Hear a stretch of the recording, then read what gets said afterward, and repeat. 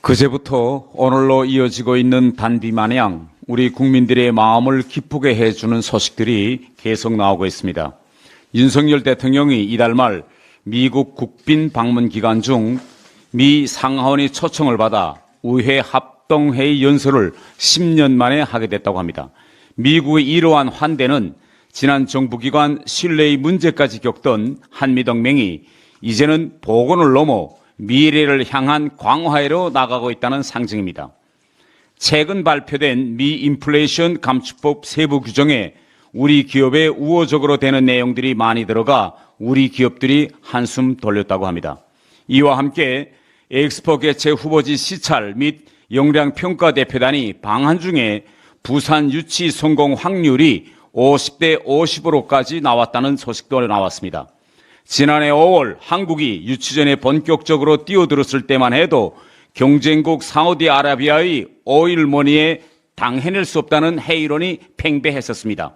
하지만 난관 속에서도 윤석열 정부와 부산 시민들, 더 나아가 모든 국민들이 일본의 나고야를 꺾고 88 서울 올림픽을 유치한 것과 비슷한 대역전국을 쓰고 있습니다. 지난 4일 유엔 인권이사회가 북한 인권 결의안을 채택했고 대한민국은 5년 만에 공동제안국에 이름을 올렸습니다.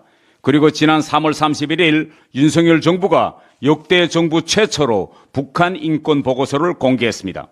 문재인 정부는 북한 김정은의 눈치를 보느라 유엔 북한 인권 결의안 공동제안국으로 계속 불참했고 2017년부터 통일부가 작성해오는 북한 인권 보고서를 김정은을 불편하게 만들 수 있다는 이유로 상급 비밀로 분류해놓고 공개하지 않아 국제 공동체로부터 인권 후진국, 김정은 눈치 보는 정권이라는 비난을 받아왔었습니다.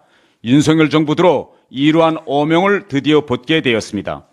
윤석열 정부는 대한민국의 국격에 맞게 세계적 흐름에 발을 맞추어 나가고 있는데 민주당만은 아쉽게도 이러한 세계적 흐름에 역행하여 21세기의 괴담 정치 행보를 계속 이어가고 있습니다.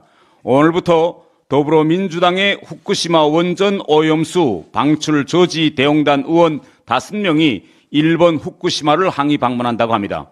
제1야당이며 국회 다수당이 아직도 광우병, FTA, 사드 전자파, 세월호 잠수함 충돌, 천안함, 수돗물 민영화 등 괴담 정치 유혹에서 벗어나지 못하고 있는 현실이 안타까울 뿐입니다. 이재명 대표가 모든 성인에게 최대 1,000만 원의 대출을 해주자는 개상한 제안을 했다고 합니다. 빚 돌려막기를 조장하는 무대책 정책의 전형입니다. 민주당은 최근 금리 인상 여파로 대출자들이 이자 부담이 커지자 여론을 등에 업고 이재명 대표가 대선 후보 시절 내놓았던 포퓰리즘 끝판왕을 재추진하려는 모양인데 민주당의 포퓰리즘 정책 속에 미래 세대는 존재하지 않습니다. 제발 민주당은 이제라도 정신을 차리고 공당의 위치로 돌아오기를 바랍니다.